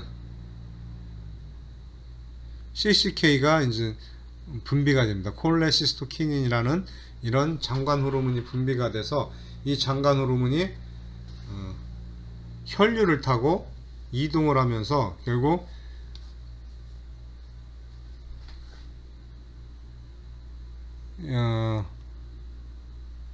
여기 지금 이 그림에서 이렇게 명확하게 좀 잘 보여주고 있지는 않은 것 같은데, 콜레시토키닌은 어쨌든 의 배출을 감소시켜주는 역할을 하게 됩니다. 그래서 여기 보면은 CCK에서는 위주신경 이 CCK에서도 결국 미주신경을 통해서 정보가 올라가기도 하고, 또 주변은 이제 뭐랄까 주변에 다이렉트하게 이런 소화관에도 이제 작용을 하게 됩니다. 여러 소화관에, 위뿐만 아니라 여러 부위에 이제 작용을 하게 되는데, 이때 CCK는 소화관 위저부를 이완시키고 수축력을 감소시키고 심음으로 인해서 그러니까 위 배출을 늦춰주는 그런 역할을 하는 것으로 알려져 있습니다. 특히 얘는 CCK는 지방산에 의해서 분비가 잘 됩니다. 따라서 우리가 기름기가 많은 음식을 먹으면 조금만 먹어도 느끼하다고는 이제 사람들이 많이 얘기를 하죠. 그러면 더 못 먹겠어, 이런 상태가 일어나는데, 바로 그런 역할을 하는 게 바로 이제 CCK가 그런 느끼하게 생각드는 것을 유발한다, 이렇게 지금 알려져 있습니다. 그래서 기름이 많은 음식을 먹으면 CCK가 많이 유리가 되어서 위 배출 속도를 늦추게 되고, 위 배출 속도가 늦어지니 위 내용물이 위 안에 그대로 많이 남아있게 되겠죠. 그러다 보니까 그러니까 위 압력이 이제 증가된 상태로 계속 존재를 하게 되겠죠. 그래서 그러니까 속이 좀 더부룩하고 느끼하게 된다 하는 그렇게 이제 이해를 하면 되겠습니다. 여기서 그림을 보면은 여러 가지 이제 신경계에 의해서 신경계 전달 역시 센서리 어페런트 파이버에 의해서 미주신경 중추에 가면은 미주신경 중추에서 이제 명령이 내려오는데, 좀 이렇게 다른 형태의 명령이 내려오고 있죠. 그래서 보면은 어떻게니까 유문 조인근에서는 아세틸콜리너직 누른이 더 활성화되어서 수축이 증가되게끔 하는 반응이 나타나고, 소화관은 콜리너직일 때 아세틸콜린이 분비가 되면 수축이 증가됩니다.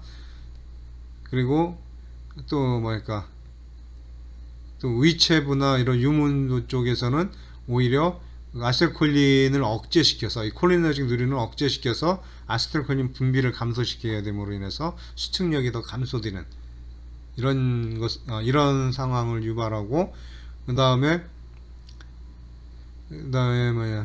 위저부 쪽에서는 이게 이제 나이트릭 옥사이드나 VIP도 역시 이제 억제시켜주는 그런 신경 전달 물질이 되겠습니다.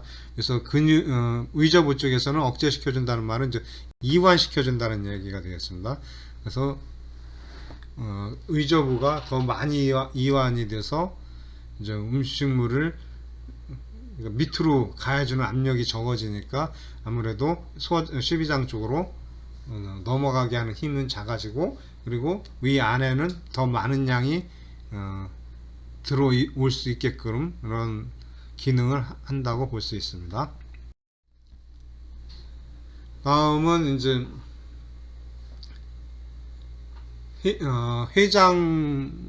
회장에서도 영향을 미치게 되는데, 그러니까 12지장이 아니라 회장의 경우, 회장 특히 이제 끝부분, 회장에서 12지장으로 넘어가기 전에 회장의 말단 부분에 어떤 영양물질을 흘려보내면, 왼쪽 위에 있는 그림에 보면은 올레익 액시드를 통과시켰다고 지금 나와 있죠. 또 올레익 액시드를 이쪽으로 흘러가게 하면은 이게 상당히 12장 말단 부위하고 위하고는 아주 멀리 떨어져 있죠. 연결거리로 보면 아주 멀리 떨어져 있는데, 바로 이 신호가 위에까지 전달이 돼서 지금 영양물질이 12장에 좀, 아니 12장이 아니라 회장에도 충분히 와 있다, 뭐 이런 신호가 되겠죠. 그렇게 되면은 위 배출 속도가 늦어지게 됩니다. 그래서 이제 뭔가 영양물질이 아직 많이 있는 상황이니까 천천히 내려보내라, 뭐 이런 의미가 되겠죠. 그래서 이런 회장 말단 부위에 지방산을 흘려보내도 위 배출 속도가 감소가 되고, 또 한편 여기 꼭 지방산뿐만 아니라 다른 영양 물질을 통과시켜도 비슷한 효과가 나타난다고 되어 있습니다. 따라서 꼭 그 지방 성분뿐만 아니라 다른 영양 물질도 휘장에 도달을 하게 되면은 이런 식으로 우위 배출, 상당히 먼 거리에 떨어져 있는 우위 배출을 감소시켜, 우위 운동을 변화시켜서 우위 배출을 줄어들게 한다. 뭐 그런 내용이 되겠습니다. 그리고 이러한 것을 갖다가 그러니까 1, 2음 휘장에서 속도를 늦추게 하니까 브레이크를 건다. 이렇게 이제 그렇게 이제 표현을 하게 됩니다. 그래서 이렇게 12장 말단에 영양 물질이 들어옴으로 인해서 우위 배출이 늦춰지는 이런 현상을 일리알 브레이크라고 한다 하는 설명이 되겠습니다. 그리고 이러한 것은 앞에서도 설명했던 소화관 장관 호르몬에 의해서 매게 된다라고 이제 나중에 이제 밝혀졌는데, 이때 이제 주로 관여하는 장관 호르몬은 펩타이드 YY, 그러니까 줄여서는 PYY라고 하는 이런 장관 호르몬에 의해서 매게 된다 하는 것이 되겠습니다. 이것은 이제 또 다른 표현을 하면은 엔테로 엔도크린 레귤레이션 이렇게 표현을 할 수가 있습니다. 장관 내분비에 의한 조절이다 이렇게 되겠죠. 장관 내분비에 의한 조절, 즉 그 장관에 있어 회장 말단에서 펩타이드 Y가 분비됨으로 인해서 우위 배출 속도가 늦춰진다. 뭐 이런 내용이 되겠습니다. 또 우위 배출 속도만 줄여지는 것이 아니라 일리알 브레이크는 이제 소장의 상단 부위에 가서도 이제 소장에서의 이동 속도도 늦춰주는 그런 역할을 한다 하는 것을 이제 설명을 하고 있습니다.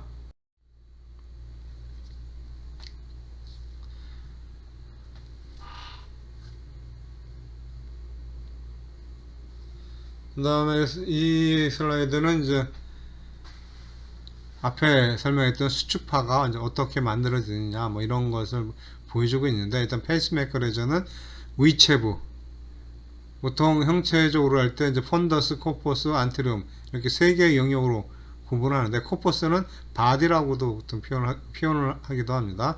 근데 바디의 3분의 1 되는 지점에서 이 페이스메이커 기능을 하는 세포들이 이제 많이 존재를 하게 됩니다. 이쪽에서 주로 발생을 하게 돼요.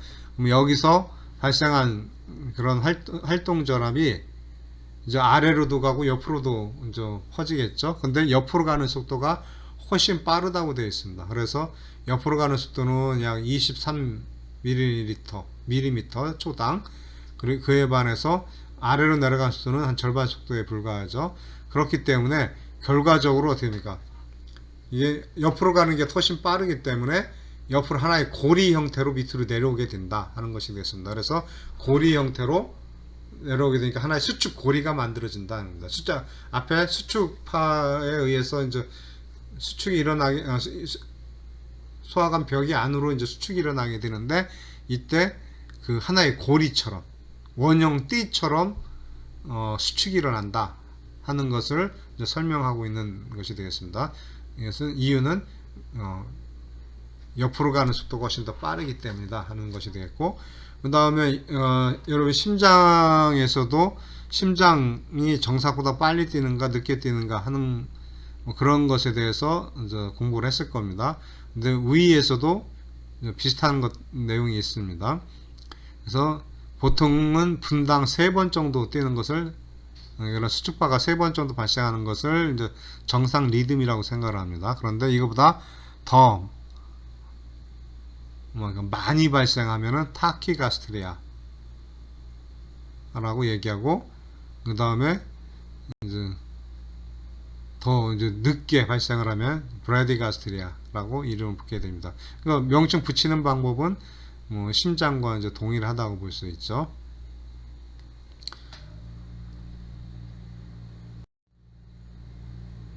그 다음에 이제 위 배출 장애를 이제 살펴보겠는데, 위 배출 장애는 이제 두 가지를 생각할 수가 있습니다. 왜냐면 위 배출이 정상보다 늦어지는 경우와 반대로 이제 빨라지는 경우가 있는데, 그런데 여기서 이제 위 배출 지연이 사실 더 많은 문제가 생기게 됩니다.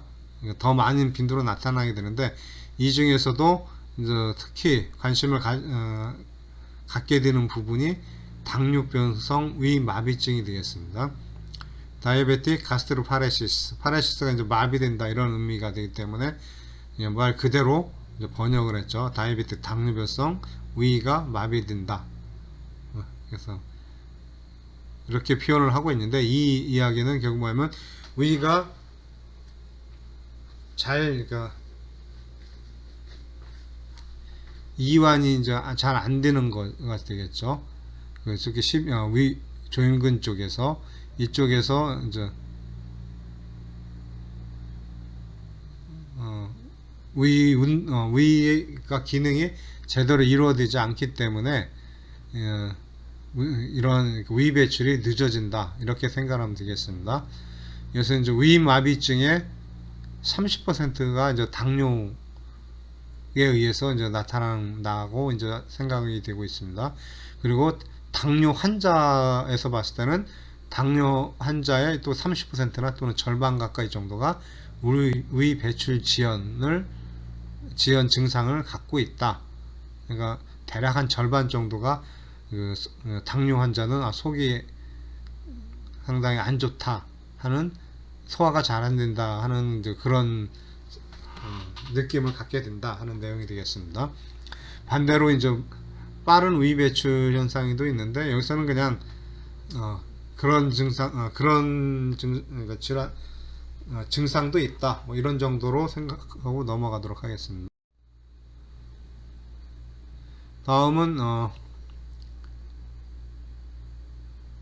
이때 이제 위배출이 지연되거나 또는 위배출이 지나치게 빨라질 때 이때 나타나는 증상을 보면은 실제적으로는 서로 비슷하다는 것을 알 수가 있습니다.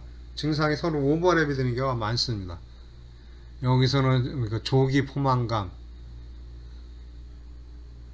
그 다음에 배부르다라고 하는 거라든가 또는 또 뭐 너무 많이 먹으면 좀 상부 쪽에 좀 통증 같은 게 생기도 하죠. 또 어떠니까 약간 메스꺼움 같은 것도 느낄 수가 있습니다. 이러한 증상들이 이제 공통적으로 나타난다. 그 다음에 이제 식욕 거부나 또 이쪽 부분은 역류 식도염에 의해서 그 식도 부분에 이제 문제가 생기는 거죠. 허트버는. 그러니까 허트에서 심장에 문제 있는 것처럼 이름이 붙었지만 실제적으로 병변이 있는 지역은 그러니까 위하고 만나는 식도 부분이 되겠습니다. 그래서 이 부분이 그러니까 위 내용으로 계속 역류가 일어나면은 이 부분이 이제 위산과 계속 접촉을 하게 되겠죠. 그래서 일종의 염증 비슷한 것들이 나타나면서 통증을 느끼게 됩니다. 또 심하면 이쪽에 이제 궤양 같은 것이 발생할 수도 있습니다. 그래서 이러한 것에 의한 어떤 통증이 이제 허트번이 되겠고 또 이러다 보니까 결국 어떻습니까? 그러니까 음식의 섭취량이 줄어드니까 체중이 감소가 일어날 수도 있다. 뭐 이런 겁니다. 이런 것들은 이제 공통적인 증상이에요. 위 배출이 빨라지거나 늦어지거나. 그런데 이제 빨라지게 되면은 여기서 이제 뭐 복부 통증이라든가 설사, 그다음에 얼굴이 창백해지거나 뭐 이런 증상이 나타난다 해서 맥박이 빨라지고 또 심하면은 기절까지 할 수 있는 또 혼수 상태까지 갈 수 있는 이런 일이 일어날 수도 있다 이렇게 표시가 되어 있네요.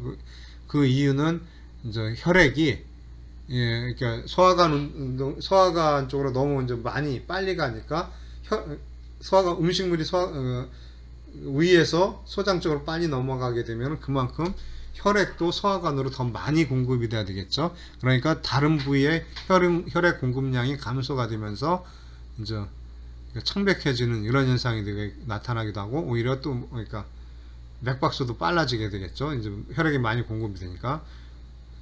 그렇지만 그러니까 다른 부위에는 공급이 잘 안 되니까 결국 뇌로 가는 혈액이 줄어들어서 이런 그러니까 기절이나 혼수 상태까지 갈 수도 있다. 뭐 이런 내용이 되겠습니다. 근데 이런 경우는 뭐 극히 드물다고 볼 수 있고 그냥 창백하고 맥박이 빨라지고 하는 현상은 이제 많이 느낄 수 많이 경험할 수도 있을 겁니다. 그 다음에 이제 오히려 늦어지게 되면은 이제 주된 특징이 위 안에서 이제 위 내용물이 계속 차 있으니까 이것은 이제 밖으로 내보내고 싶어하는 욕구가 생기겠죠. 그래서 보미팅, 구토가 일어날 수 있다. 뭐 그런 내용이 되겠습니다.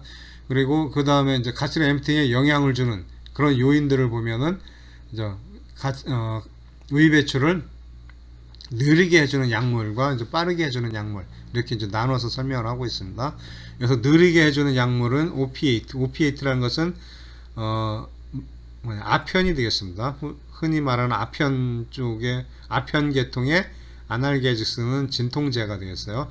그래서 이제 많은 통증을 느끼면은 의학적으로도 그런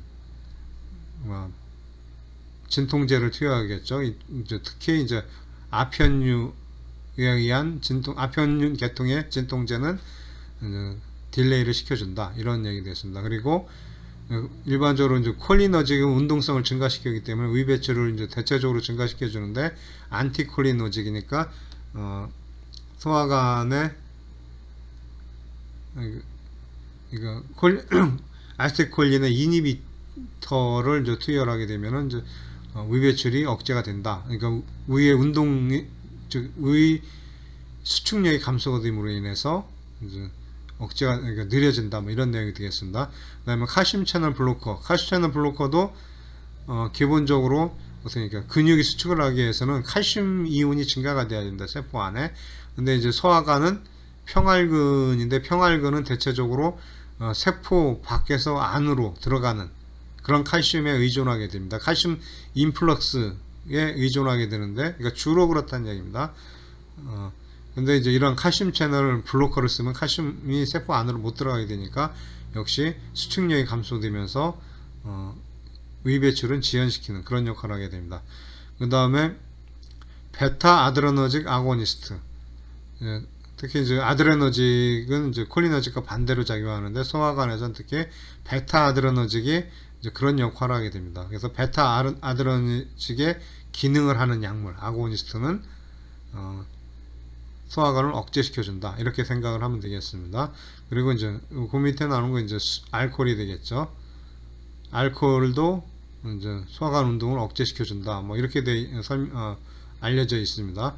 그런데 맥주를 마시면 소화관 운동이 촉진된다고 그래요. 반대로 그것은 알코올에 의한 게 아니라 그 맥주에 있는 그 안에 있는 성분 있죠. 그러니까 맥주 안에 들어있는 그 알코올에 의해서 추출된 성분이라고 해야 되려나? 그 호배 성분 같은 것들 이런 것들에 의해서 의 운동이 또 이제 촉진된다. 뭐 그렇게 알려져 있습니다.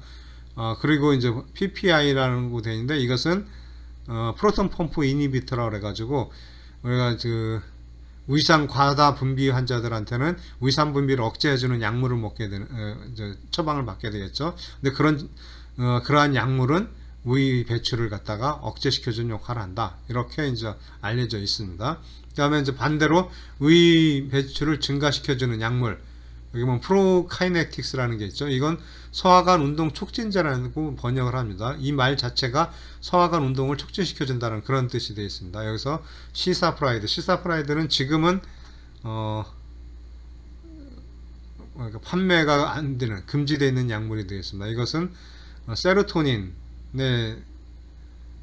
아고니스트인데 우리가 이제 보통 세로토닌 하면은 아이스크림 먹을 때 뇌에서 많이 분비되는 그런 신경 전달 물질로 이제 알고 있죠. 그래서 뭔가 정서적으로 안정되게 하는 그런 역할을 하는 게 세로토닌인데 이 세로토닌은 사실 뇌보다는 소화관에 더 많이 존재하게 됩니다. 근데 이때 세로토닌에 그 결합하는 수용체가 이제 여러 개로 이제 서브 타입이 존재를 하는데 이 중에서 네 번째 수용체 4번으로 붙인 수용체에 작용을 하면은 소화관 운동을 촉진하는 것으로 알려져 있습니다. 근데 모사프라이드도 같은 계통의 약물인데 시사프라이드는 현재 다른 부작용, 심장에 어떤 영향을 미치기 때문에 부작용으로 인해서 지금 판매 금지되어 있는 약물이고 모사프라이드는 이제 같은 기능을 하는 약물이지만 현재 판매가 되고 있습니다. 그리고 특이하게 에리스로마이신 항생제인데 얘도 소화관 운동을 촉진하는 것으로 알려져 있습니다. 이것은 이제 뒤에 이제 소장 운동 하고 소화장관 호르몬 쪽에서 또 설명을 하겠지만 음식물이 이제 더 이상 섭취가 안 되고 이제 위 내용물이 이제 비었을 때 이때 분비되는 그 장관 호르몬의 모틸린이라는 게 있습니다. 이 모틸린에 의해서 뭐랄까 강력한 수축이 그 소화관 상부에서부터 그러니까 소장을 쭉 뭐랄까 수축파가 소장 전체 길이를 따라서 쭉 이동되는 그런 운동파가 만들어지는데 이 파형에 의해서 소장에 있는 내용물을 전부 다 대장으로 넘어가게 해주는 그런 역할을 하고 있습니다. 근데 바로 그러한 모틸린 수용체에 이 항생제가 특이적으로 결합을 한다고 알려져 있습니다. 그리고 밑에 이제 베타 블로커라고 되어 있죠. 앞에서 베타 아고니스트는 소화관 운동을 억제한다고 그랬죠. 그러니까 반대로 베타 블로커는 소화관 운동을 촉진한다고 알려져 있습니다. 그래서 이러한 약물에 의해서 위 배출이 조절된다 하는 것을 이제 알고 있으면 되겠습니다. 소화관의 위 운동과 관련하여 또 하나의 임상 증상인 구토에 대해서 설명하도록 하겠습니다. 구토는 보미트나 또는 이메시스라고 이제 표현을 합니다. 구토 반사 직전 또는 거의 동시에 메스컴 즉 오심과 또 다량의 타액 분비, 발한, 동공상대, 빠르고 불규칙한 심장박동, 깊은 흡식, 창백 등이 일어난다. 뭐 여러분들이 경험에 의해서 이미 알고 있을 거라 생각이 듭니다. 특히 이 중에 이제 깊은 흡식 이게 상당히 중요한 역할을 하게 됩니다. 왜냐하면은 구토를 하는 동안에는 호흡을 할 수가 없으니까 반드시 이게 이제 직전에 나타나죠. 그리고 구토 유발 요인은 옆에 구토 중추 구심 경로 설명할 때 같이 설명하도록 하겠습니다. 그다음에 구토 시에는 깊은 흡식 후 성문이 닫히고 즉 기도로 가는 길이 폐쇄가 되고 횡격막과 복근에 강력한 수축이 일어난다. 그렇게 됐습니다. 그리고 식도와 조인근들이 이완이 일어나서 쉽게 식도를 지나갈 수 있게 해준다. 그런 특징이 있습니다. 그리고 자율신경을 제거하더라도 구토는 일어나지만 복근과 횡격막에 있는 신경을 절단할 경우는 구토를 하지 못하게 된다. 즉 위 내용물이 이동하게 하는 그런 강력한 힘은 복근과 횡격막의 수축에 의해서 일어난다 하는 것을 설명하고 있습니다. 동물은 급성의 심한 스트레스나 또는 독성이 있는 음식을 섭취했을 경우 구토를 하게 됩니다. 그리고 개와 고양이 구토를 이제 쉽게 할 수 있다 이렇게 알려져 있고 특히 이제 강아지의 경우 구토를 자주 하는 것으로 알려져 있는데 이때 이제 아이 더러워하고 뭐 바로 치우는 것보다는 얘가 다시 먹나 안 먹나 확인하는 것이 중요하다고 알려져 있습니다. 그래서 다시 먹는다라면 별 문제 없는 것이고 얘가 먼저 다시 먹지 않고 이제 쳐다보지도 않는다. 그러면은 이거는 음식에 문제가 있거나 아니면 몸에 문제가 있다고 추정을 할 수가 있습니다. 그 다음에 이제 반추동물의 경우는 기본적으로 위에 있는 내용물이 정상적으로 구강으로 올라오죠. 그렇기 때문에 구토라는 것을 쉽게 찾아보기가 어렵습니다. 왜냐면 정상 상태에서도 그렇게 올라오니까. 그런데 사위 내용물이 전위로 만약 움직인다고 하면 이 부분 지금 반추동물에 대한 강의는 이제 안 했었으니까 그냥 이 부분은 그러니까 위 4개로 나눠지는데 이 중에 4번째 위가 보통 단위 동물의 위와 마찬가지로 위산이 분비되는 지역이라고 생각하면 되겠습니다. 이 부분을 제 사위 말고 그 앞에 있는 위를 통칭해서 전위라고 하는데 이 사위 내용물이 전위로 이동이 되면 이거를 구토라고 얘기할 수 있다. 이렇게 이제 그렇게 말을 하지만 실질적으로 이것을 밖에서 관측할 수는 없죠. 그 다음에 말의 경우는 이전에도 설명을 했었지만 하부 식도 진근이 워낙 강력하게 수축해서 국토가 일어나지 않는다 라고 알려져 있습니다. 그 다음에 설치류와 토끼묵의 경우 구토를 하지 않고, 코알라의 경우 그 시안 화합물이 들어있는 이러한 먹이를 섭취함에도 불구하고 장내 미생물에 의해서 해독이 일어나기 때문에 구토를 하지 않는다, 그렇게 알려져 있습니다. 그 다음에 이제 구토 중추에 의해서 이제 구토가 유발이 되는데, 이런 구토 중추를 자극해주는 구심 경로는 네 가지로 보통 구분을 하게 됩니다. 첫 번째는 복강내 수용체에서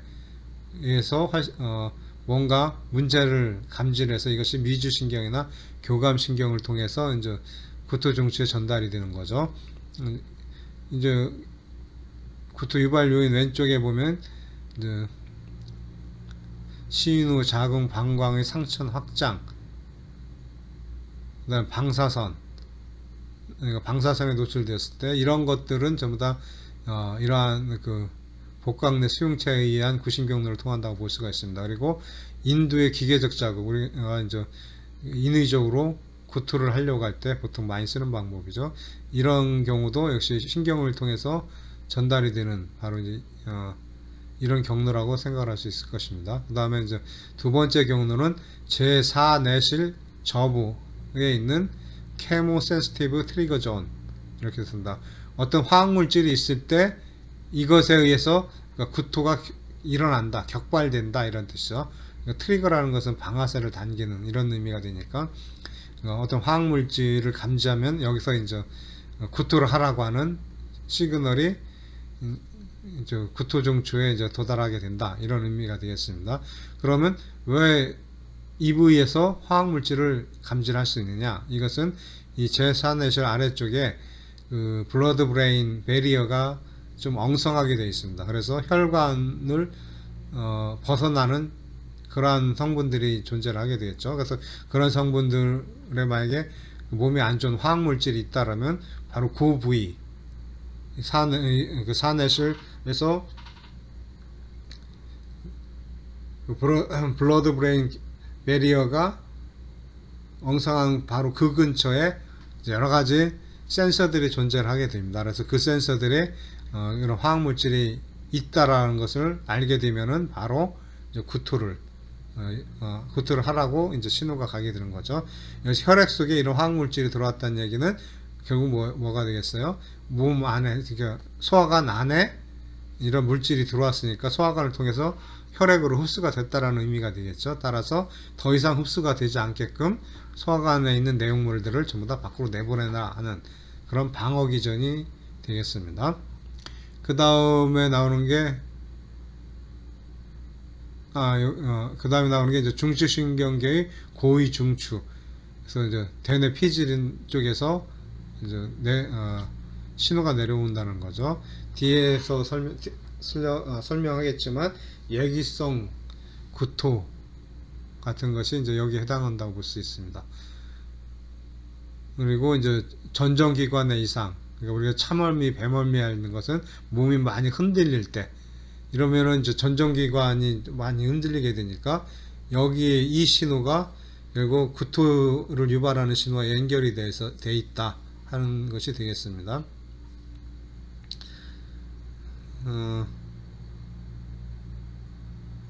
그 다음에 이제 세균의 독소라든가 또는 저산성종일 경우, 또 이런 부위에 종양이 생겼을 경우, 이 종양에 의해서 이제 직접 그 구토중추를 자극할 수가 있겠죠. 그래서 이러한 자극들에 의해서도 구토가 일어날 수 있다, 뭐 그런 설명이 되겠습니다.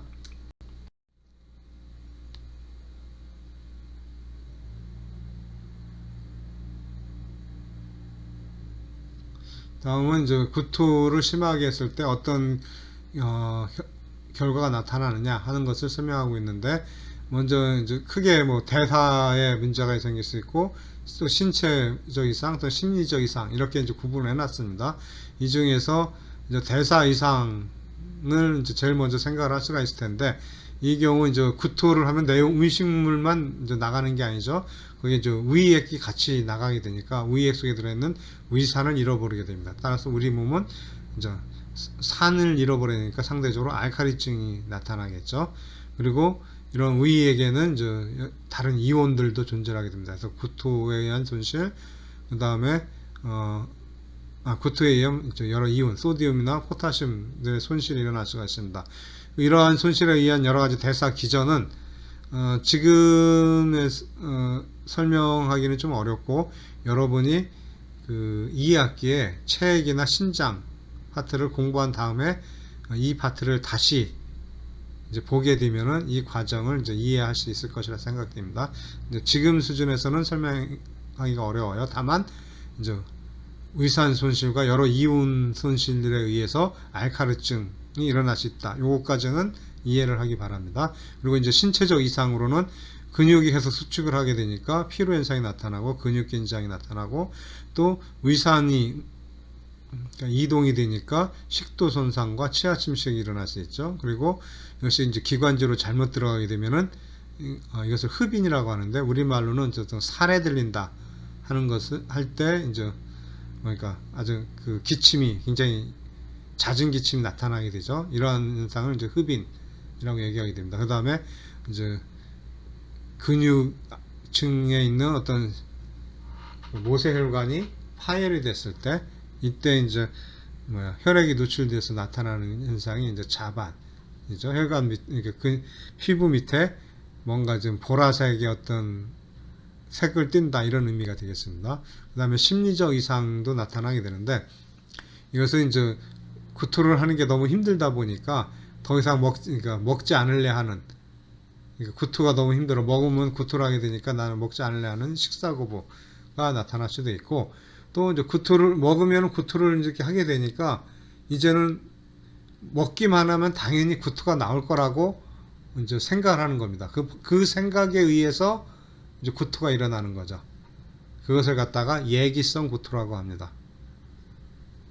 이제 이렇게 심한 구토가 일어났을 경우, 이러한 그 단순히 구토에 끝나는 것이 아니라 여러 가지 심리적, 신체적, 그 다음에 대사 이상이 일어날 수 있다 하는 것이 되겠습니다. 그래서 이 시간의 강의는 여기서 마치도록 하겠습니다.